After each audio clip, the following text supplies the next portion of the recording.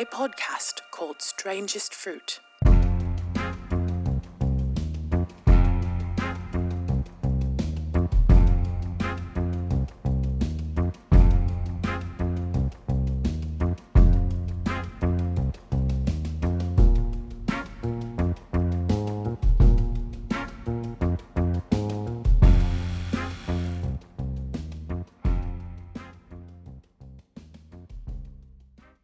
All right, Strangest Fruit podcast. We're back.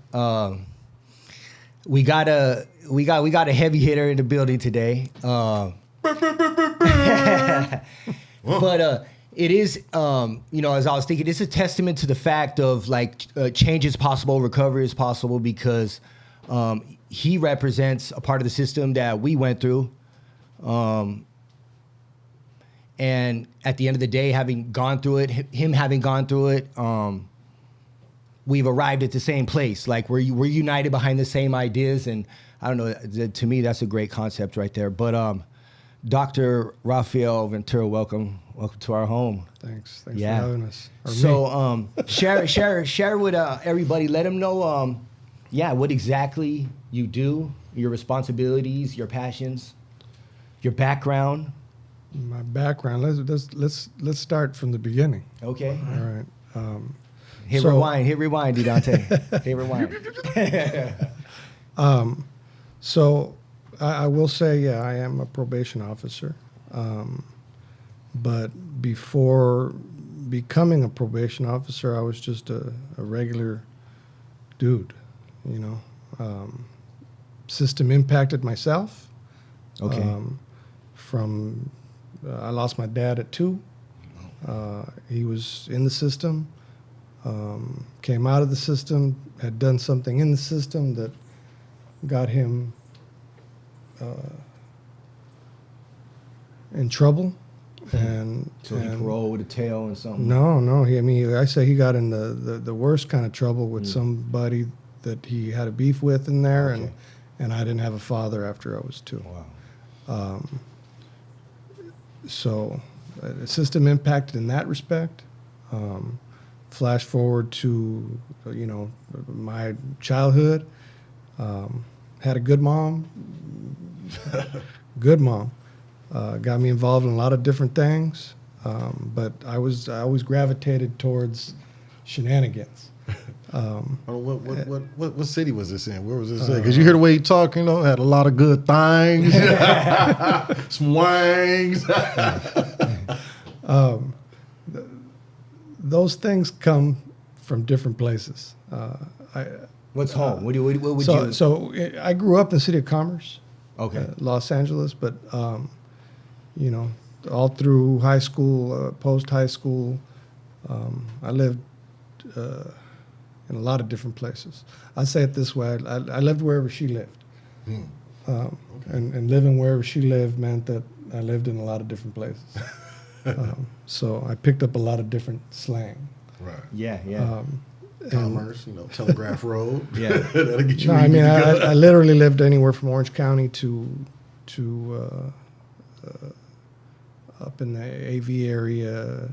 And does that come to define your character a little? I used to be around a large, different groups of people too. Yeah, I think it does. It allows you to understand people, right? Different people and different levels. You can tell Brian been around the brothers. That's your brother, right? Yeah. He can play basketball better than me. Ain't that some shit? Yeah. Man. But they say that's some shit. I at some point decided I wanted to graduate from high school, and oddly enough, stopped hanging out with certain people and started. I needed credits. This is crazy. I needed credits to graduate, and I needed electives, and there was this program that you could take after school. Yeah. It was like an ROP program, and everything I wanted to take was full. The only damn class that was available was law enforcement security. Damn, that was destiny. Opening some doors for you right there. And I didn't want to do it. I was like, oh no, I'm good. I don't want to do anything like that. And they were like, well, you need the credits. You want to do it or not? I said, He said, "Sink or swim." I'll do it. That's the year I went. They were like law enforcement. I was like, fuck that. Oh, God. It ended up bad. It ended up bad. So I did. I went into it. I sat in the back. I talked shit.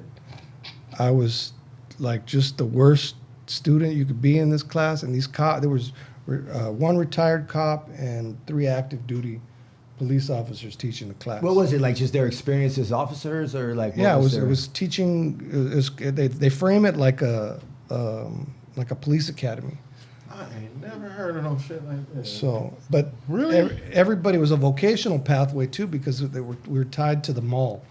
Oh, okay. Or different places that they had these contracts where we would go in and do loss prevention, security. My bad. I'm over here talking about, oh, I ain't never heard of this. Duh, you were in jail when you graduated high school. So, yeah, that took that away from me. My bad. I'm like, Mom, I never heard of this. Yeah.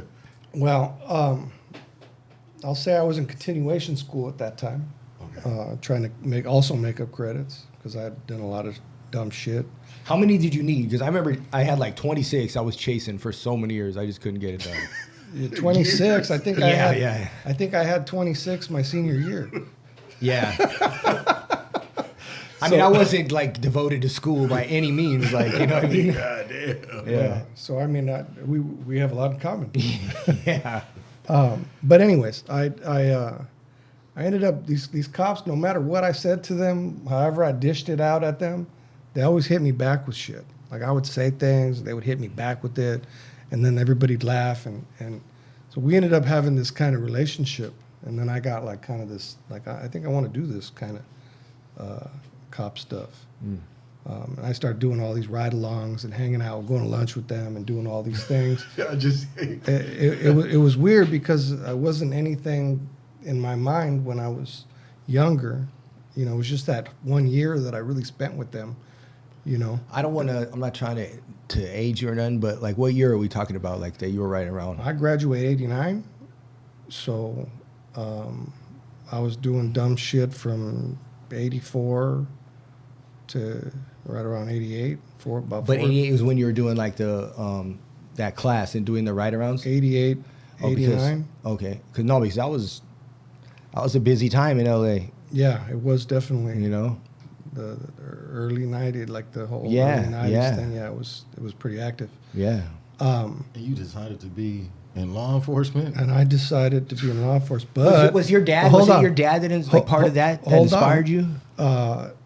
No, my dad didn't really have anything to do with anything. I think He was trying to throw the police on his dad like that. Like but him like seeking, you know, something motivated you, like a passion to obviously jump in. It was just the relationships that I built with those guys at that time. Yeah, that makes sense. But that's not the story, man. That's not at all. I said I was system impacted on a lot of levels, right? So, flash forward, graduated from high school, working career, getting ready to interview for LAPD, and my cousin is killed. He's killed in Atlanta. Never did any kind of dirt, anything. Never got any dirt in his fingernail. Like he walked the straightest edge ever. Went to like a fancy private school, but we sent him to Morehouse College to go check out some program out there, and he was killed. On the college tour? Street violence. I never made my interview because it was like on the same day that I was supposed to interview. So that kind of changed the trajectory of things. Now I'm working. I'm getting screwed over at work. And now I'm stealing shit. What job is this? From them. I worked for Circuit City. I mean, I work for Circuit City. Now, here's what I know. Stealing like what? Like we talking about like a lot of stuff. No, Circuit City. Are they even around still? No, I haven't seen one. They said. I think the last one was in Compton. They turned that into something else. Like yeah, they're not around at all. But here's what I do know. I was getting targeted because they messed up on a transfer that I did. They wanted me to lower my salary, and they wanted me to sign off on some paper, and I refused to do it. And the store manager was pissed off because I wouldn't sign the paper, and I was messing with his budget. and his budget was tied to his bonuses. And so I was messing with his money. So what he did is he made everybody part-time. So you were the Nancy Pelosi of Circuit City. So This wonderful white moment brought to you by what he Brian did- James. What he did is he created a hostile work environment for me because everybody's pissed off because they were working full-time and now they're part-time. Yeah. And I had the least amount of hours. But he was just trying to bring his budget down. But this is against the law. This is Hey, you're holding all the cards. This is illegal, right?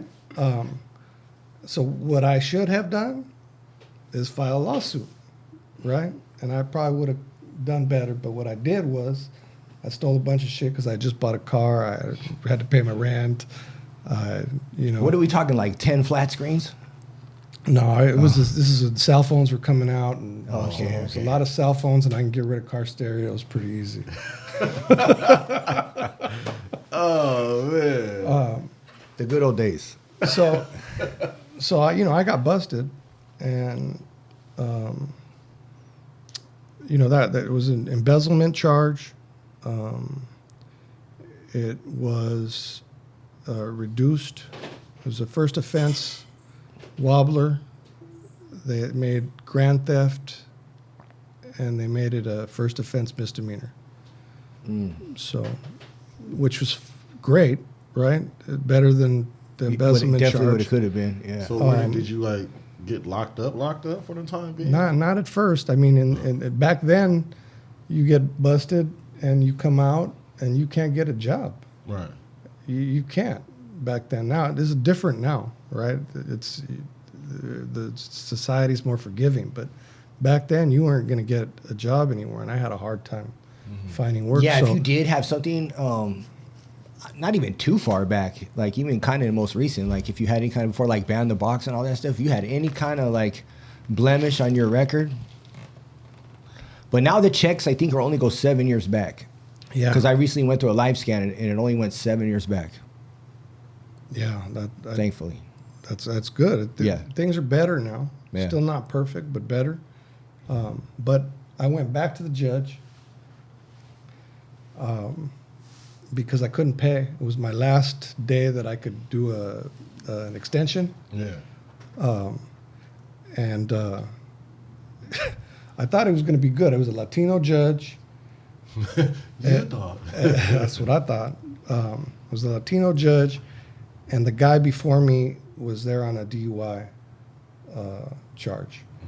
So the guy before me is a white guy, goes up in front of the judge. Judge says, you're here on an open container and you didn't pass your field sobriety test.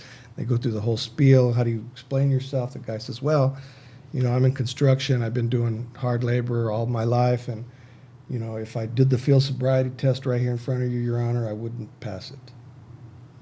What the fuck?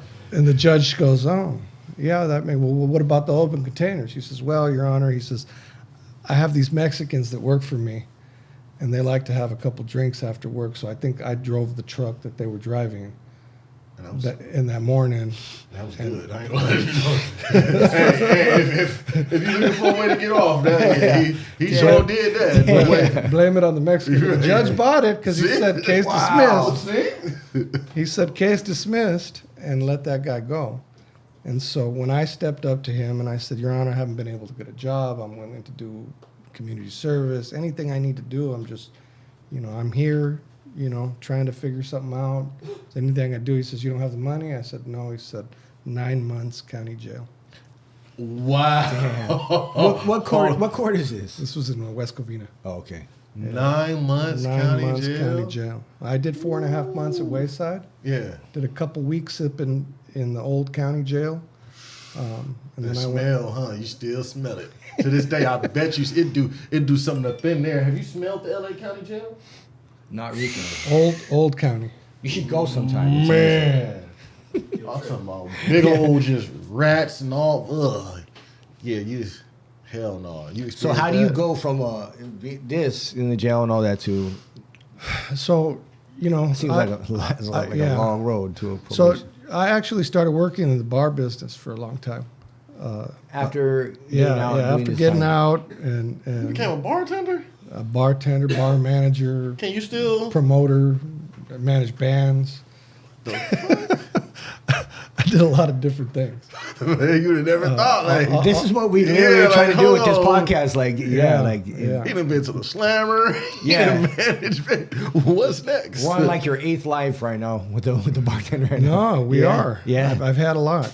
That's dope. Though. And so I went back to school at some point and started working around social and human services, substance abuse places, homeless services. You know, all these different providers target that specific need, but with all of them are people that have system impacted, right? Mm-hmm. All of every one of them. That's like the common thread amongst Housing, you know, every one of them. So that I ended up kind of gravitating towards that area, and I got my bachelor's degree, and then I did my master's degree, and then How many years some is point- that in total? at some point, and I got a job, and guess where I went to go work? Where? At Wayside South, where Yeah, I no. where I Were they went to- tripping off backgrounds? Then they just like. I was coming in as a community organization. How many years after the time that you were actually doing time there from the moment that you came back? Probably around 10, 12, 10, 11, somewhere around there. Okay. Yeah. It's, So I was teaching. I was doing life skills, parenting, Damn. a lot of different things, and then Five Keys Charter School was there. I actually applied to work for them. They actually hired me, and then the day they hired me, probation called me and offered me a position, and I was like, I decided to go with the probation. and this is juvenile probation. Juvenile, yeah. And these are kids like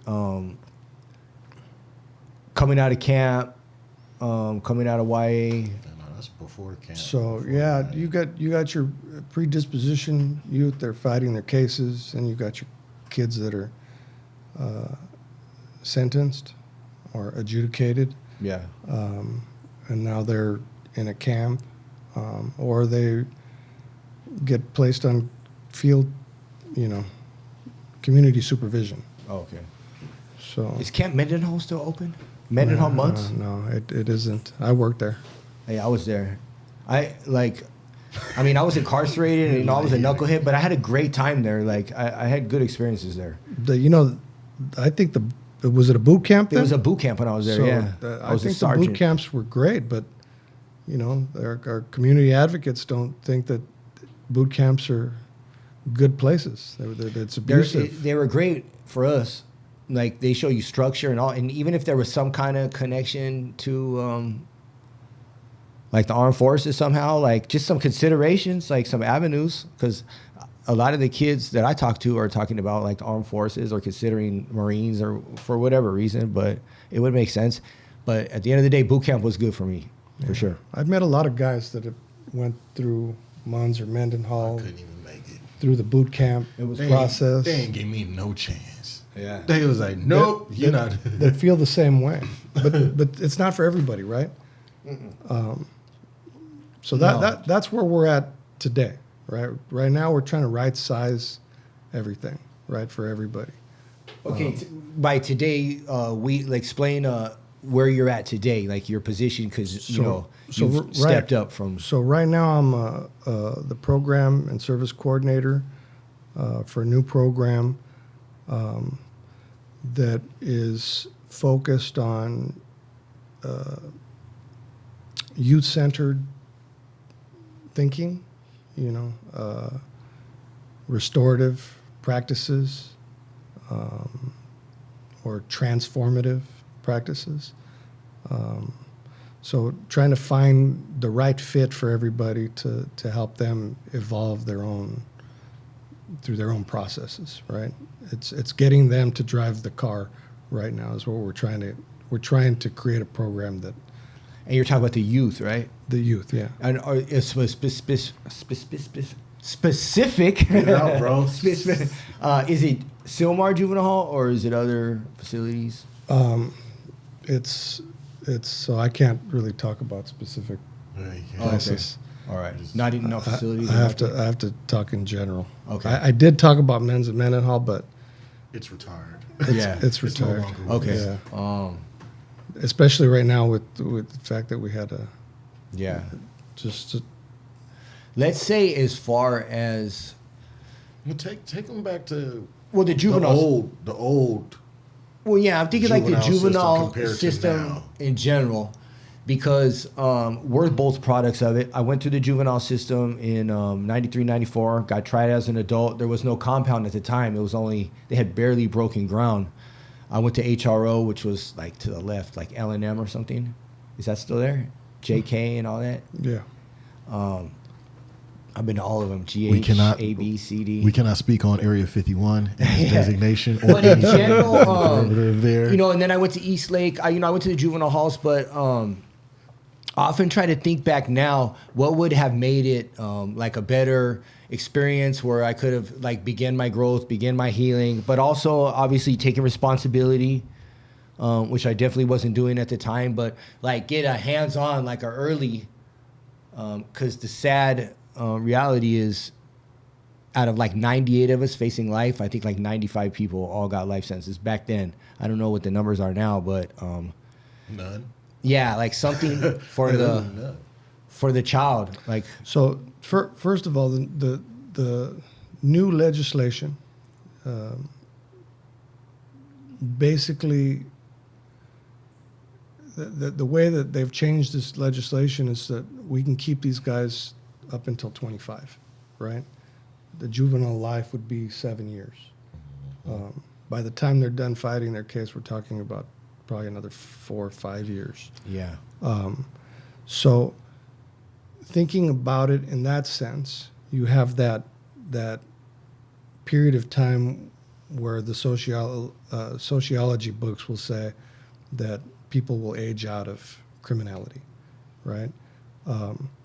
So thinking about it in that sense, Do you believe this to be true? I do. especially if they're not sent to prison in an environment where criminality flourishes.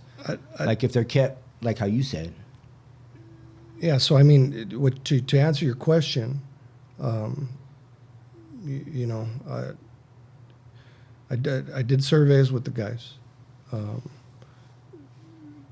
I gave them a whole parameter of a whole laundry list of things to tell me what they think is the most therapeutic environment. I put dumb things on there like shoes and food and, you know, more freedom around the facility, just a whole bunch of different things. You're giving them a chance to gauge where. Yeah, what does a rehabilitative environment look like to you? Because you're asking me the question. And Yeah. The truth is, you have probably a better idea what that looks like for you. Yeah. But you're not, you know, Dante is not you, and what that looks like for Dante might be something different, True. right? So, you know, trying to get the broadest idea of what they say, and what they say is caring staff and safety. Those are the top two that they checked. That's crazy. That's a loud message right there. And these are supposed to be criminals, thugs, you know, hardened. I mean, that's a child asking for safety, for comfort. And it goes with the whole Maslow a home. hierarchy of needs, right? Exactly. So there's a lot of sociological ideas that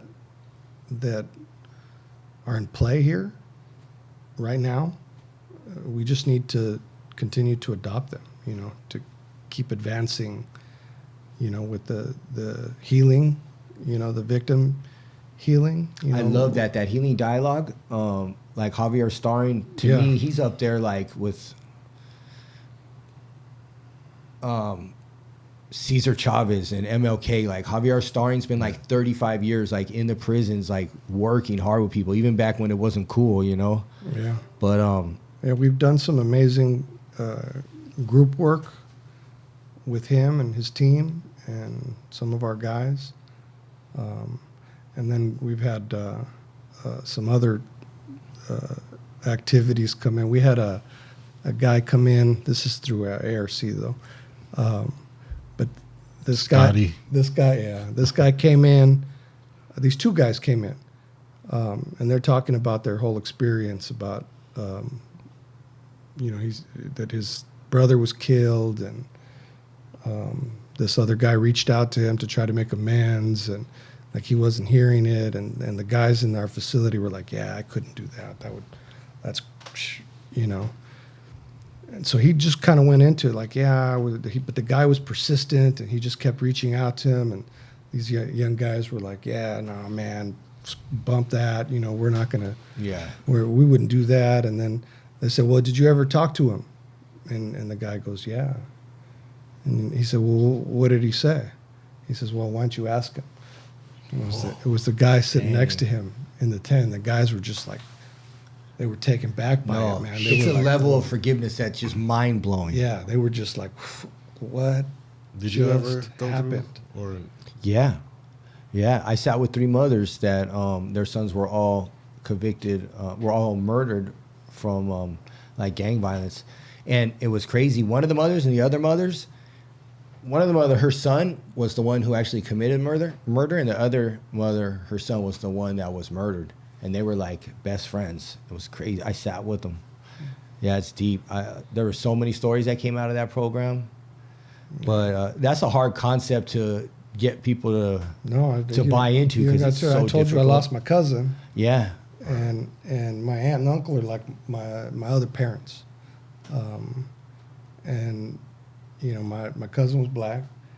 And that's that thing. You feel me? There you go. That's that thing. Dante got all happy. Baby. That's a black moment brought to you by Dante. Y'all know what's up, baby. Y'all love me. Anyway, the point is, every holiday, every birthday, every time my kids celebrate something, I watch my aunt and uncle, they go through it. Like they're happy for me. Right. And they're happy for my kids, but they just it hurts them that they don't get to celebrate that with their own son. Sure. Because he was lost. So Understandably this is so. one of the things that I talked to the guys about. I remember you had a conversation with one of our young men about his victim impact statement. And No, you know when you ever y'all ain't never seen a ghost. Like, this is one of the first dudes when I met as a kid in New Delano, 2008. Well, let's get this on tape. Yeah, out here. if I believe so, is that correct? I was there. Yeah. Take a seat over there. Actually, when did we open up? We opened up New Delano in 2005. Yeah. And I was AR. Yep, that's where we was at. Yep. Remind me your name again? Well, young Buck. I was Buck. I was in the cell with Skimp from 2Ps. Ah. You was on the yard crew with Hen. Yeah. And KD from Elm. Yeah, me and Skip used to run around a lot. Yeah. That was my handball partner. Yes, sir. Yeah. I think you guys are like the only 2 people in the room that know what you guys are talking about right now. It's just the language, no, but My name is Brian. Alan. Good to meet you, Nice Alan. to meet you. This is Dr. Rafael Ventura, nice to meet you. and this is Buck right here. that was. But no, we're in the process of talking about like just the state of the juvenile system. We were both impacted by it. I'm sure you were in some form. He definitely was, and now he's sharing his story how throughout becoming like a probation officer and getting promotions, he's now in a position to impact change inside of the juvenile system from where he's at now. To some degree. To some degree, but I mean, hey, anything is definitely needed. He was given a position, like they gave. No, he got tapped for it. Yeah, to go you're being and, humble, and we appreciate it. To go and ask the guys locked up, what would you like? What do you feel rehabilitation is, or and they gave what they wanted. What was the top 2 again? So they asked all the kids that were locked up. Caring staff and safety. So they could have chose food, and their options shoes. were food, shoes, like family visits, like additional phone calls. It was a wide range. Like it was designed to determine like where their priorities were at or whatever. So walking on an awesome conversation then. Huh? Yeah.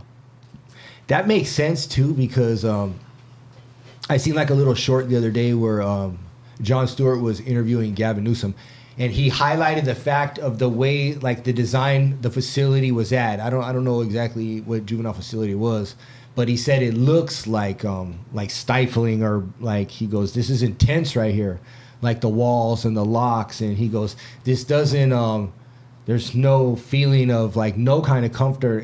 This is only safety from each other or from one another. But that was always on my mind since I heard that too. I've always wanted to ask this question. Visually, I think it's who important. designed a maximum security style adult prison to be placed inside of a juvenile hall? Whose great idea was that? We definitely were in a different place at that time. Who designed that? Was it? Do I look like the architect?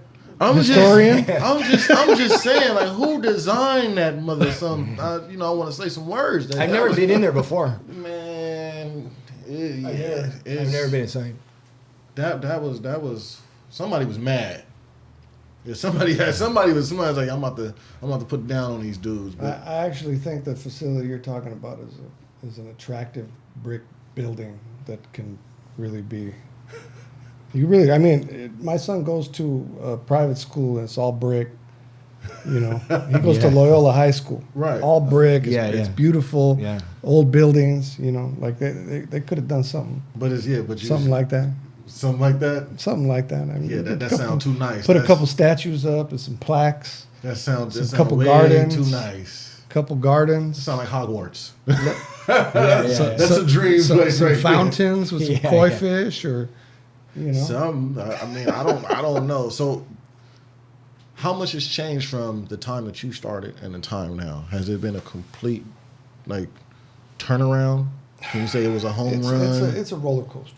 And then, you have the critics out there that say, okay, although they may have passed laws and said these are still kids, there's a lot of people out there saying, look, if they did the crime, send them to prison.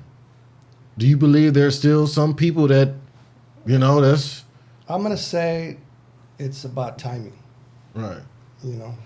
Some of our toughest cases, Right. at some point in time. In fact, that one time I told you that those guys came in together, talking about their experience. Yeah. This one of our hardest cases actually broke down, walked away, had to go to his room for a little while, was in his feelings about the whole thing. But, you in the moment you could see, he's not as hard as he's putting it out there. He's putting it out there hard, but he's got those feelings inside. Even, the times with his kid, he had a kid, he'd have kid visits or phone calls and, around. If you kind of left him alone or acted like you weren't paying attention, he was a dad. He was like talking, using the dad voice. Hey, how you doing? Like this, and then. But as soon as he knew somebody was paying attention or was around, he was, talking, barking at his baby mama. Yeah. Talking to her different. Yeah. It's just different. So Bravado. I think some people just need more time. As a probation officer, I hate to say it, I'm content with giving people more time, but not as a punitive measure, but it's punitive in my mind if I don't do shit for you. If I'm not committed to doing what a probation officer's job is first, then it's punitive. And to give you a backstory on, because I was going to ask, what is history of probation 101. You ready? That what? Yeah, I was like, because I want to know what exactly is I said the history of probation 101. You all ready? I know the word probation. It's like a cool when you trace it back. So the very first probation officer was John Augustus. Right? He was actually a businessman, a shoemaker that was from Boston area that used to go to. You know this? Yeah. Was he connected to Webster at all? I don't know. Okay, but I have heard the story. Yeah, it's So he used to go into the courts and try to get people out of jail or talk to the judges like, hey, you know what, I can help this guy and get him a job. I can get him sober. I can help him, you know, with some of his other problems, but we don't want to put him in jail. Let's try to do something else with him. And so he would go regularly as a businessman. He was basically Scott Budnick, Right. right? He would go in, talk to the judge. The judge must have gave him like 2,000 cases over a period of time, and then they made it a career. So this whole concept He made his own hustle. the whole concept of what is it? Care first, jails last. This is not a new concept. That's the root of probation. That's what we're supposed to do first. The authority that came with a peace officer, authority that came afterwards. It's secondary, in my mind, to what a probation officer is supposed to do. What happened? Right? So again, like I go back to say, I'm not opposed to giving people time Right. to get their shit together, right? But if I'm not doing 150% to try to get them whatever they need to not reoffend, to not even go to jail in the first place, then I'm being just punitive. That's so true right there. And even when I look at time, like when I look at the young Brian James, like there's no time. Like if I recognize myself in a kid, like there's zero time left because the next day might be over. You know, I made a decision that took me 3 seconds that cost me my entire life. It just took me 3 seconds to make that decision. Mm-hmm. And so I know that the path that these kids are on, like the dangerous ones, like the ones that are like really far gone, man, I wish there was, and only we can identify them. You can. Your background, I definitely know you can. But like he said, if you don't give 150, like if he thinks you're pulling back or not being fully committed, you're 100% right. But it hurt when you lose them, though. Oh, it's hurt. it's a heartbreaking work. Man. Yeah, it's a heartbreaking job. I had a dude like, man, I need you to go check on my brother, man. You know, my brother went and got put on. And I'm like, all right, I'm going to go over here. And I sit down and I talk to him. And I'm like, in front of his mom, family, all that. Like, look, little bro, you tripping. Like, that's out. Like, we can go down there right now and holler at the big homies, and you going to get put off today. Like, I got to get put off. You got put on. You finna get put off. It's all right. You know, your peoples, we got your back. And he was like, I'm going to go do it. And, you know, you got your family members that's already been through it. You got your dad that's been through it. So you have generation after generation that's like, look, stop following after us. And he agreed. Next day, they called me. He's back in the streets. 2 weeks later, he already in jail. So it's going. But it feels bad because it's like that first one, you like. So I can understand that the time that you had to go through, like that first kid that you tried to save, and you was like, you know, fresh on the job. I got this. Like after a while, I can see how some probation officers or staff may just, you know, you get numb to it after a while. You know, it calluses. You do to some degree, but it's the same like for people that work in treatment, like substance abuse treatment, right? To watch people relapse, right? Brian, you see it at the it's heartbreaking. But heartbreaking. You can get kind of callous after times. Like it's almost like, well, you go to the barbershop, you can get a haircut. Yeah, you hear that. Definitely in substance abuse. Yeah, I've gotten a lot of haircuts. Circles, right? Yeah. So that's what I'm saying. Like it's not a surprise when you know somebody going to the barbershop a lot. And at some point, you're going to get a haircut. And when you know the nature of, you know, what they're up against, the disease and all that. So when I worked in treatment, you know, I would work with guys and say, oh, you know, I did this, I'm hanging out. But they're just my friends. They've been friends with me for a long time, but I'm going to stay sober. I got this. I'm going to my meetings. I'm going to my therapist. I'm getting my card signed. I'm doing all that, and then what happened to? That's the famous last words. What happened to Pablo? Yeah, right. He said, "I got." So last I heard, he said, "I got this," and we ain't seen him since. Yeah, yeah. And then Max is off and running, driving down Long Beach Boulevard and But if you lose your compassion, yeah. Right with that Once- Long Beach Boulevard. Yeah. Once the compassion's gone, though, like, you need to get out of that, like, immediately. For me, where I work in treatment, to see somebody come in at their lowest, whether it be struggling from crack, fentanyl, meth, like, you name it, like, we see how hard it is, like, to see them just entirely beat down, fresh off the streets, been out there for years, and just a week of sleeping and eating, like, dang. It's mind-blowing. He seen one of the dudes that we were locked up with. Yeah. And this dude was completely, I'm talking about, he had the strongest push broom mustache you ever seen in your damn life. Addiction will attack. And like he La seen Brocha? and like he seen him, he was like, man, you wouldn't even believe, oh boy, like this. This is somebody I used to use drugs with in prison. Buy, sell, get high together. And I got to be the example. Like, that feels really good, especially in the moments where the struggle's real, starting your life at 45 years old from scratch, those are the moments that just remind us you're on the right path, But I think our experience is like what translates to the young guys, And what a lot of people don't realize is how many of y'all are out there. Yeah. Right? Like Yeah. it's, and this is one of the things that I would say 10 years ago, I started. I was working for a different organization, and I was working with a lot of liberated lifers, right? Coming home. Yeah. You guys that don't know how to use a cell phone, or Come on now. They're asking for Don't you directions. judge me. It was They're asking for directions to the app store. Did you do that? No. I was gonna say, At the place I man. was at, this guy did 35 years, and he came out. His sister was on the phone, and you could hear her. She's laughing. He's like, "What?" She's like, "Call your mom." And he calls his mom, and they're all laughing at him. And he's like, "Man," and he asks us, like, "Where's the app store at?" Like, wow. Oh, it was sad, but it was so funny. I had an office in a facility that had dudes coming out like in wheelchairs and walkers.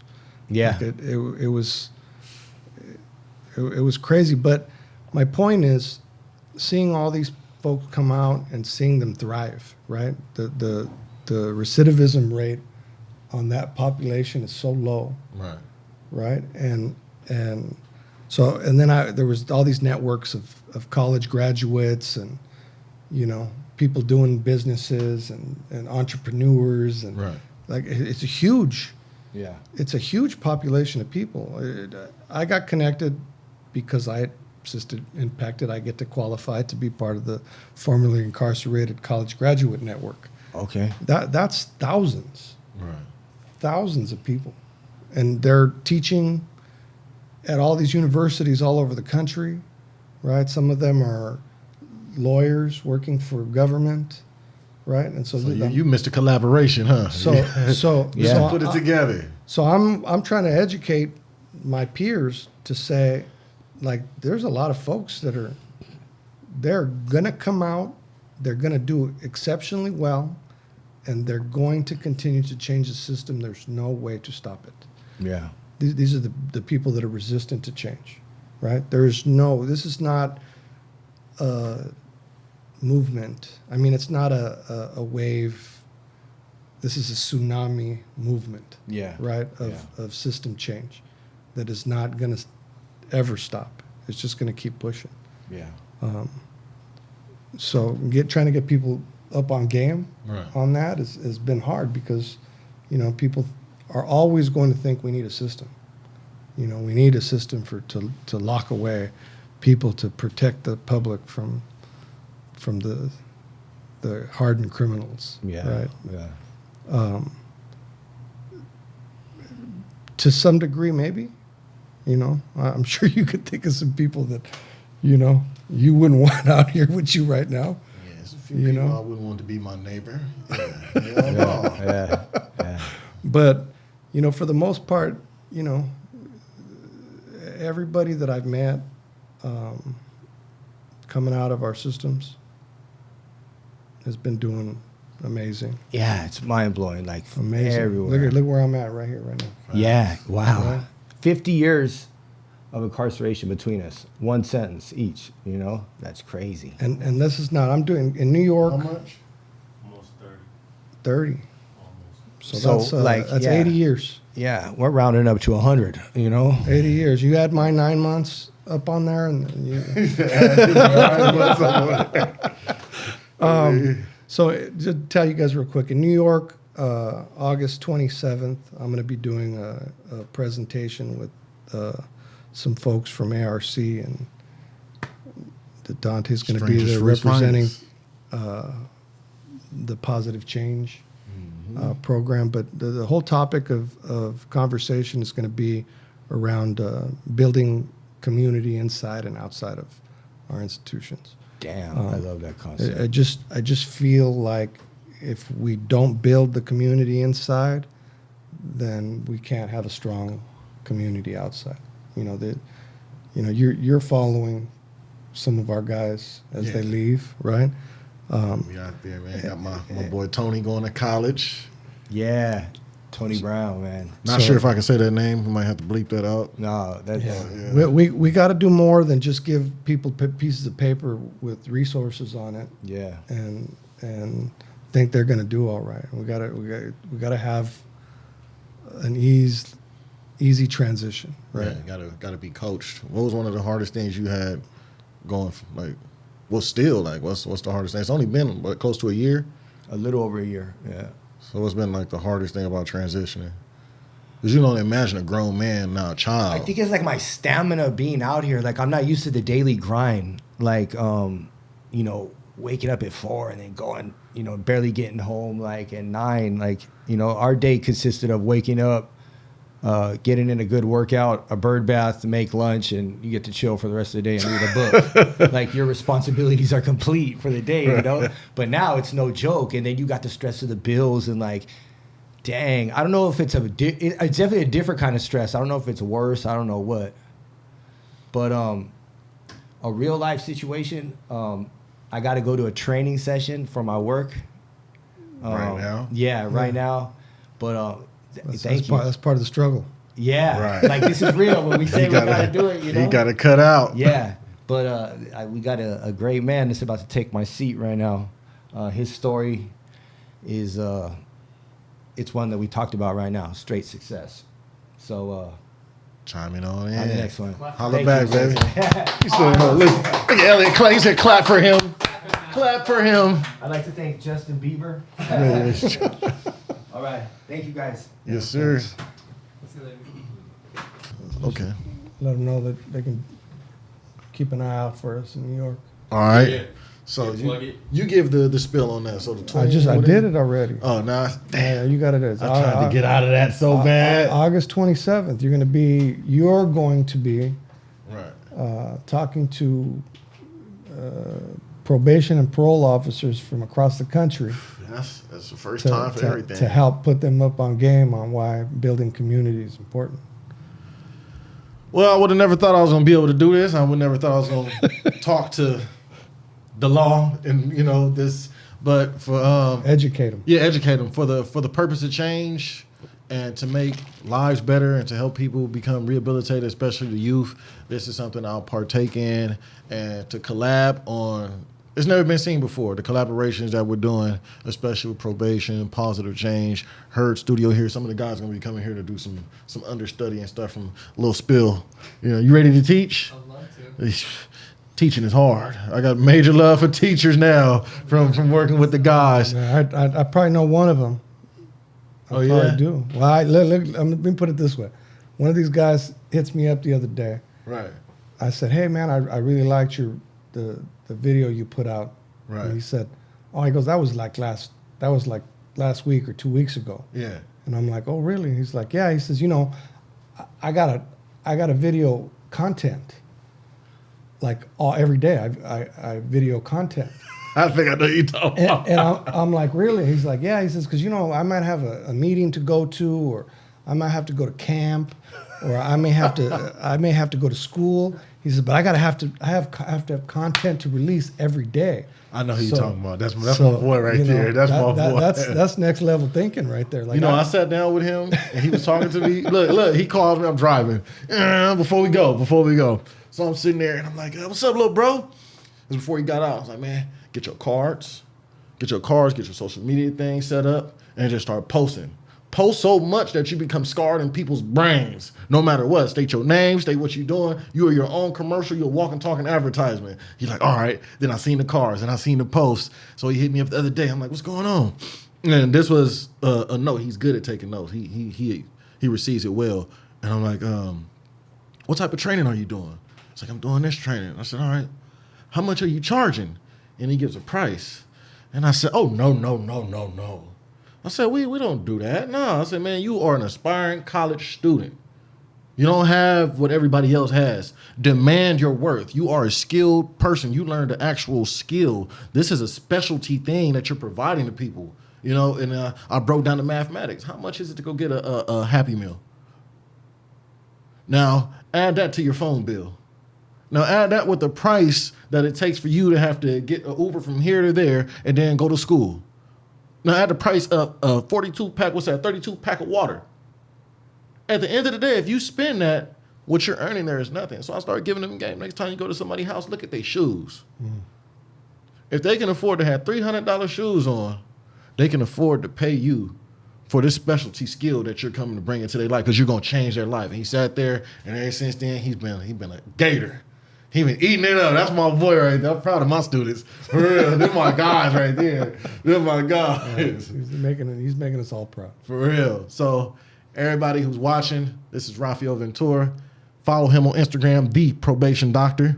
Y'all gonna see us in New York. He came to sit down with us. Amazing things. This is changing the dynamic and the format of what rehabilitation is, especially for our kids, because they're all of ours at the end of the day, as we have impact and they have an impact on us. So appreciate it. Holla back, baby.